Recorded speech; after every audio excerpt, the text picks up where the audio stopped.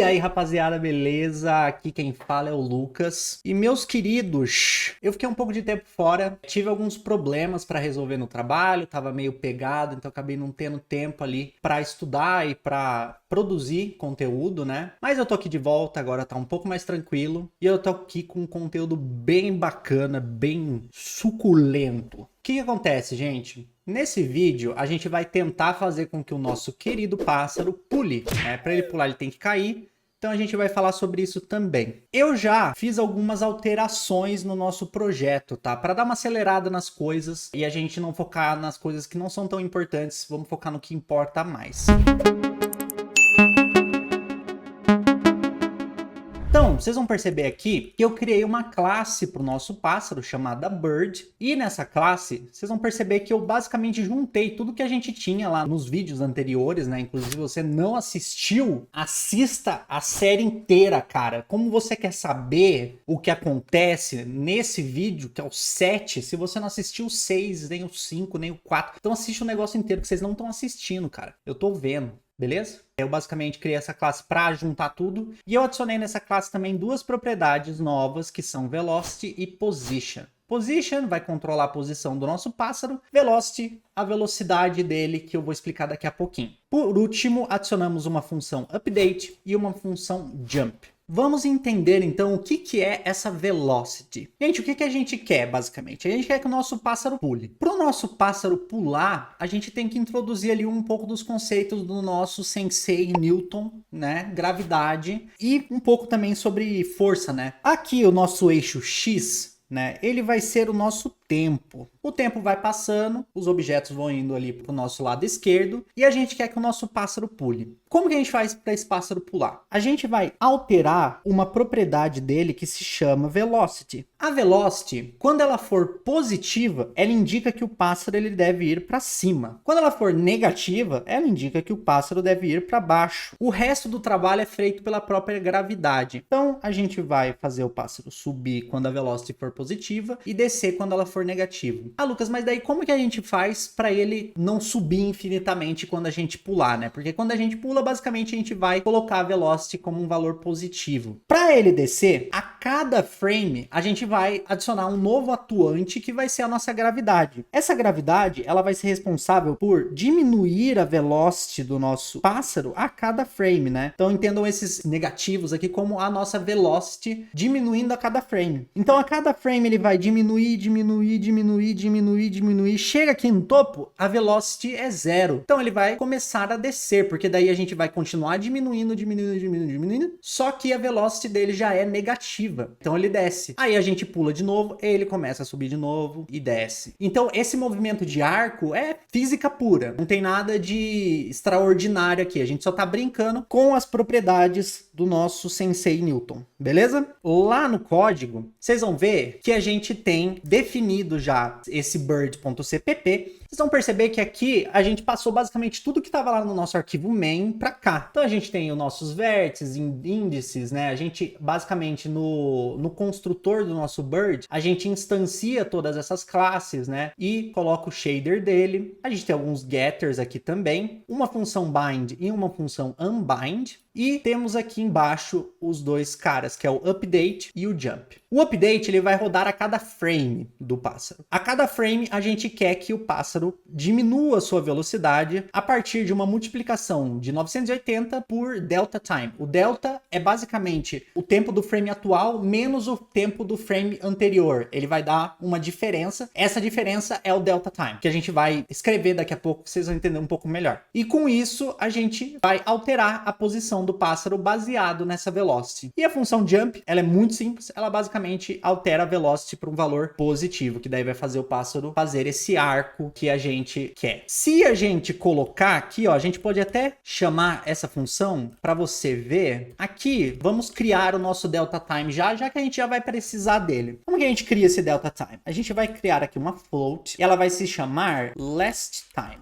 e a gente vai chamar uma função que é o glfw getTime. E depois aqui embaixo a gente vai criar uma nova float que vai rodar a cada frame, que vai ser o current time, né, o tempo atual. E a gente vai chamar a mesma função. Com isso, a gente consegue produzir um delta, que é basicamente o current time menos o last time. Com isso a gente tem um delta. E depois, por último, a gente pega o last time e assigna ele ao current time, que é basicamente, agora, o nosso current time é o last time, e isso vai acontecer a cada frame, então a gente sempre vai ter um delta ali. Para que a gente usa esse delta, Lucas? Basicamente para ignorar o frame rate, né? Porque pensa, se o nosso pássaro, ele voa em 30 FPS numa velocidade, em 60 FPS ele voaria diferente, ele faria um arco diferente, porque o FPS alteraria a forma que o jogo é percebido, né, pela máquina. Com o delta, a gente ignora isso, a gente tira o FPS da conta e o jogador ele pode rodar em qualquer FPS que o jogo vai ser o mesmo. Delta time a gente vai usar em várias coisas, quando a gente estiver movendo, quando a gente estiver alterando algumas coisas na nossa aplicação, então é bem importante que você entenda. E por último, a gente passa aqui o nosso delta para a função update. Agora a gente vai pegar lá os nossos models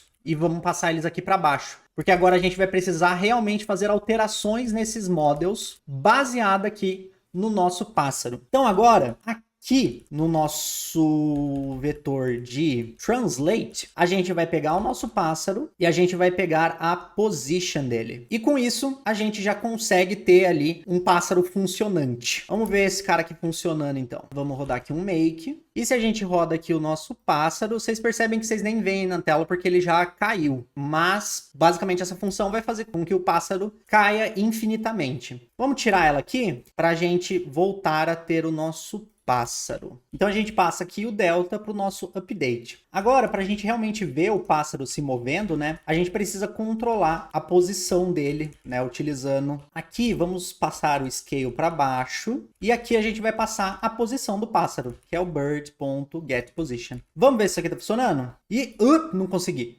muito rápido. Vamos tentar de novo. Não consegui. Enfim, o pássaro tá caindo, tá? Ele some aqui porque ele cai. Então, se a gente tirar aquele update, né, que é basicamente a nossa gravidade, o pássaro fica estático de novo, porque agora a gente não tem mais gravidade no jogo. Maravilha, então a gente tem um pássaro que cai. Agora, como que a gente faz para ele pular, né? A maneira mais simples da gente fazer isso, aqui no nosso código, a gente definiu uma função chamada callback, né? Key callback. Essa função, ela basicamente recebe aqui o nosso bird e depois, com isso, ele pula a partir da tecla espaço. Então, quando o evento for key press e quando a tecla for espaço, ele pula. Aqui vamos tirar esse pulo porque eu não quero ser anticlimático e tirar toda a graça do vídeo. Então, aqui vamos só colocar key press e std endel. Aí aqui a gente pega o nosso window e a gente chama o callback. E a gente passa aqui o nosso callback, que é key callback. Que a gente pode apagar por enquanto, não importa pra gente. Vocês vão ver que cada vez que a gente apertar espaço agora, a gente vai chamar aquele callback. Então vamos rodar aqui um make e ó, eu vou apertando espaço, ó, key press, key press, key press. Ó, ele reconhece que eu tô apertando espaço. A gente poderia só fazer isso aqui, né? Ah, tá ótimo, né, Lucas? O nosso pássaro ele só tem que pular no fim das contas, né? Mas a gente não vai fazer desse jeito. A gente vai fazer uma coisa muito mais complicada. Mas por que, Lucas? Porque primeiro a gente tem que fazer um vídeo legal. Segundo, você tem que aprender alguma coisa. E terceiro, eu tenho que aprender alguma coisa. E a gente ama a vida, né? Então, a gente vai fazer uma coisa um pouco mais complicada que vai demandar alguns agentes dentro da nossa aplicação.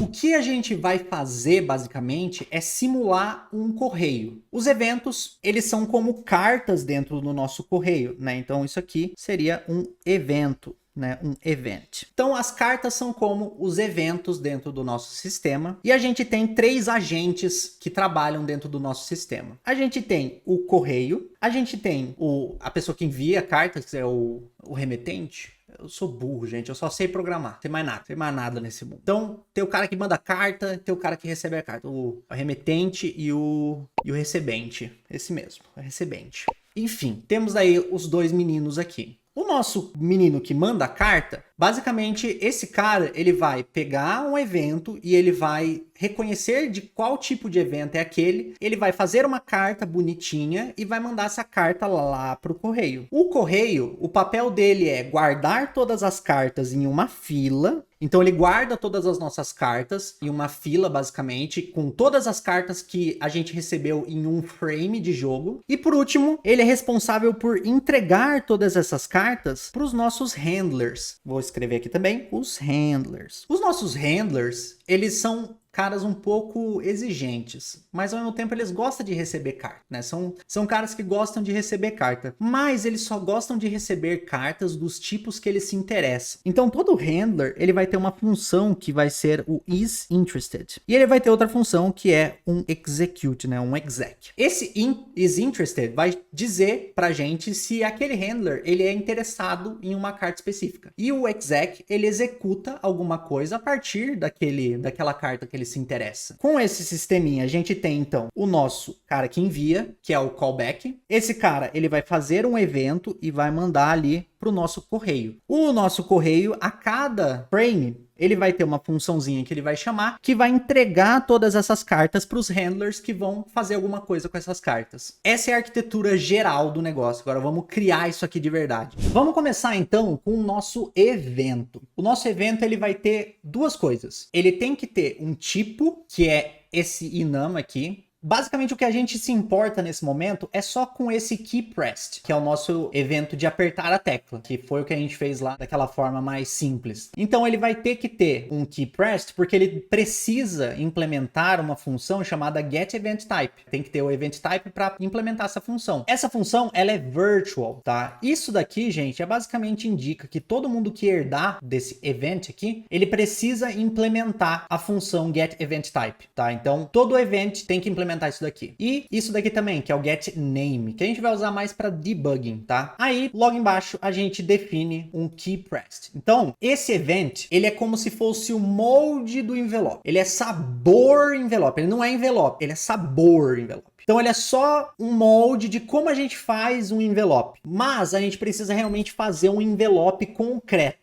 E esse envelope concreto, ele herda de event, que é no caso, por exemplo, esse keyPress event. Ele é um evento de keyPress. Dentro dele, a gente tem o event type, que é keyPressed, e a gente tem aqui, né, qual foi o botão que você apertou. Por isso que é importante que a gente tenha uma interface event e a gente tenha uma classe realmente que herda desse event. Porque cada tipo de evento vai ter especificidades, né? Então, o evento de key vai ter a tecla, evento de mouse vai ter a posição do mouse, vai ter o botão do mouse que foi apertado. Então, assim, a gente teria que ter muitas propriedades específicas para cada tipo de evento dentro da classe event. Então, a gente faz uma interface e a gente herda dessa interface. E ele está implementando aqui aquelas duas funções que a gente falou. A implementação do nosso keyPress event ficou extremamente simples também. Ele só vai criar um keyPress, então ele vai instanciar o event e ele vai popular a key, né, que foi apertada. E ele tem aquelas duas funções para pegar o nome e para pegar o event type. Tá, agora vamos ir para o event handler. Vou digitar aqui a classe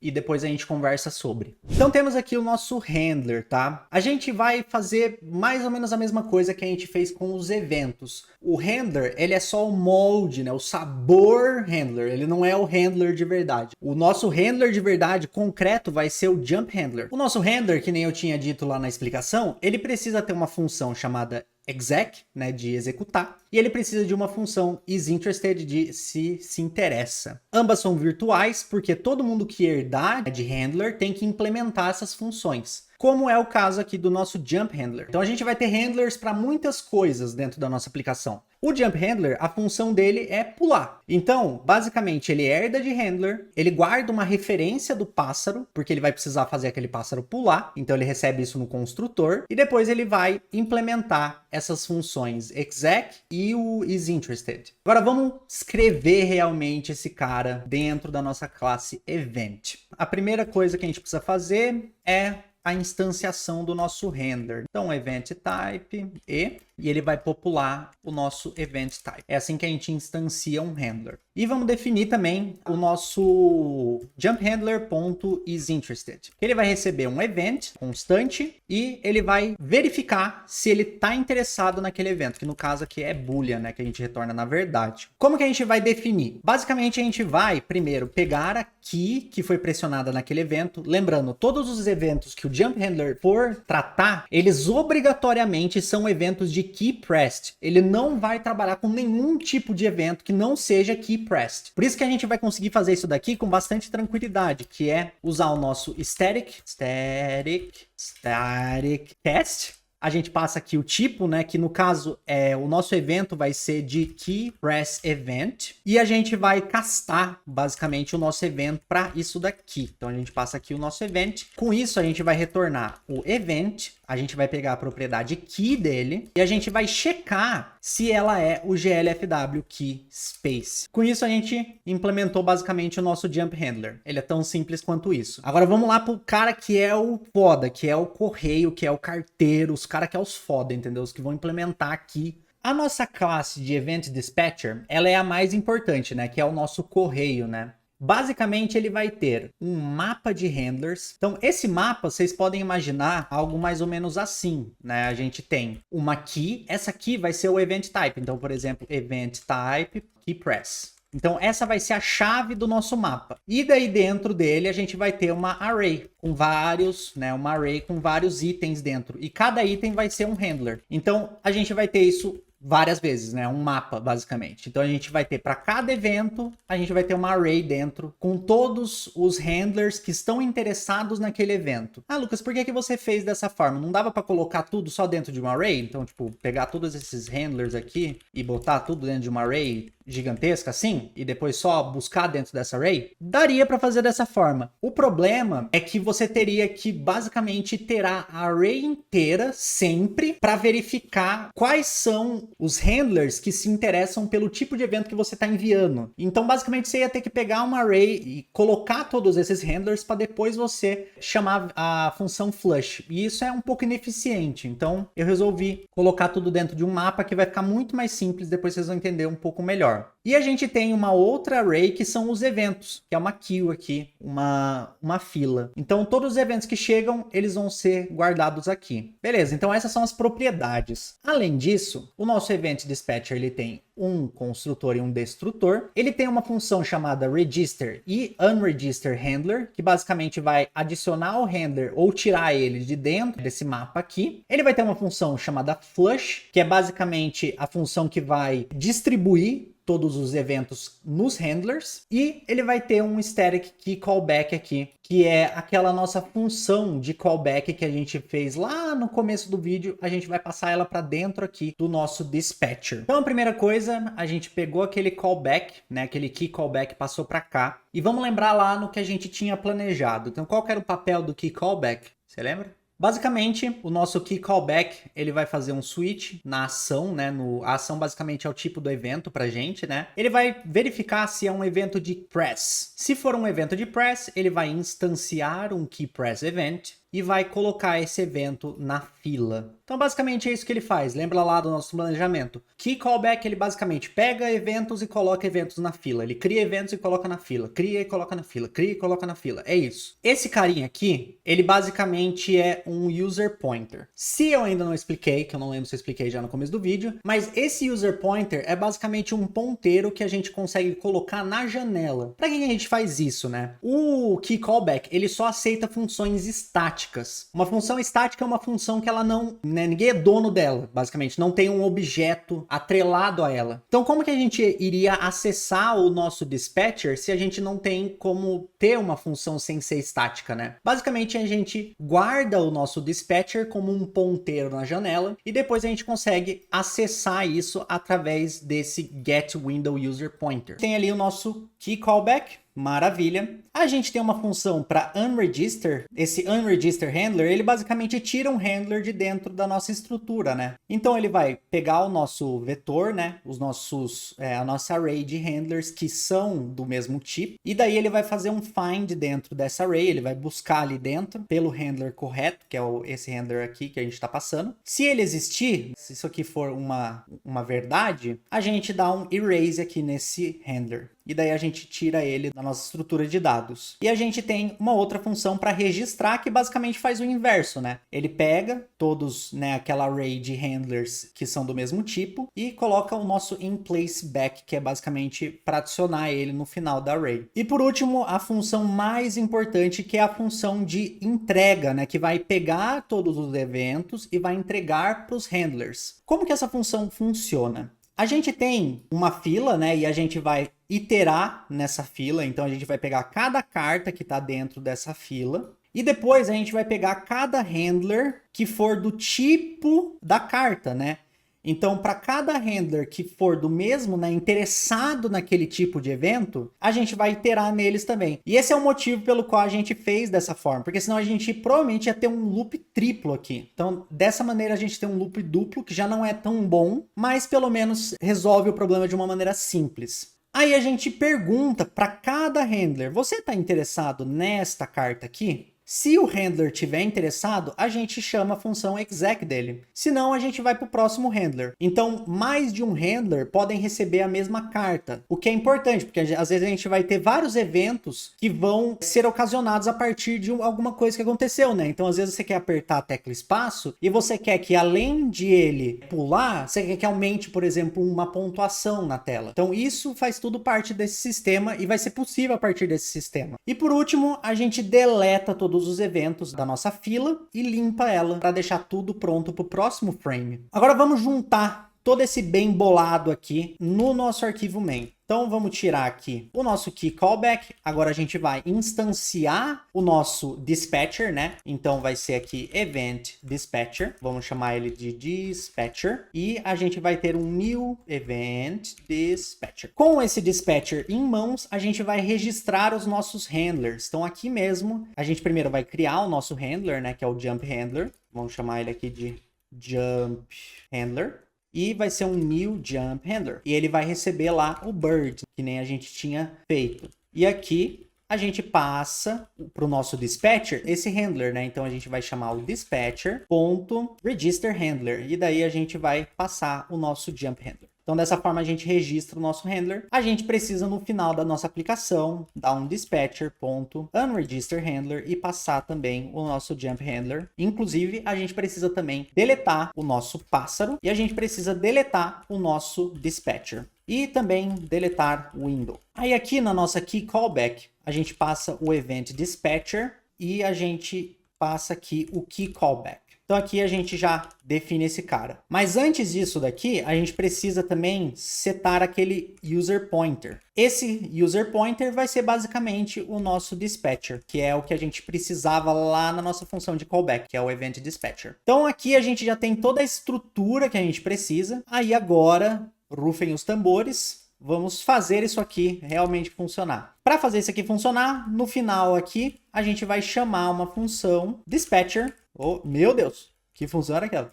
Dispatcher.flush. Vamos ver se funciona? Vamos rodar aqui um make. Vamos rodar a aplicação. Vamos ver se ele pula. Pula! Ah, ele aqui!